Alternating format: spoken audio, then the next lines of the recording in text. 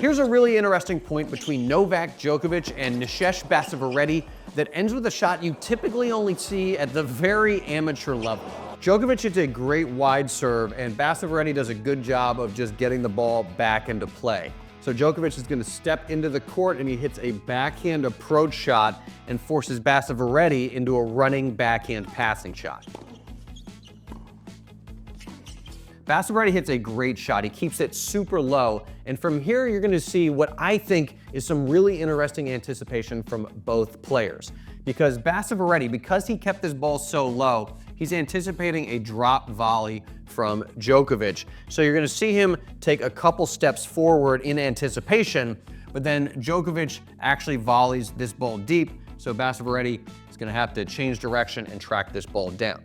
Now, Djokovic is anticipating a dipping forehand passing shot, probably the go-to passing shot on the Pro Tour. And so you're going to see from our perspective, Djokovic split step to his left to cover this ball.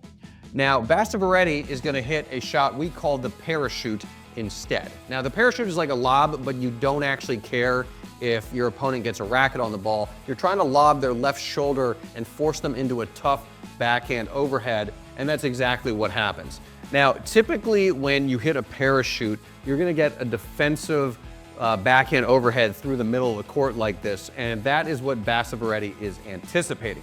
But that's not what Djokovic hits. Djokovic hits kind of a weak ball back down the line, and what I find funny is on 3 consecutive shots, the players have anticipated a shot that their opponent ended up not hitting, so they make very bad poker players.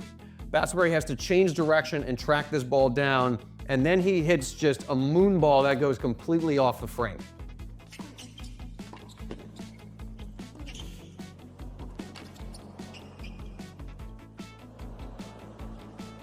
Now, incredibly, Djokovic does not miss the overhead, and they end up in a backhand-to-backhand slice battle, but then Basavareddy hits a slice down the line.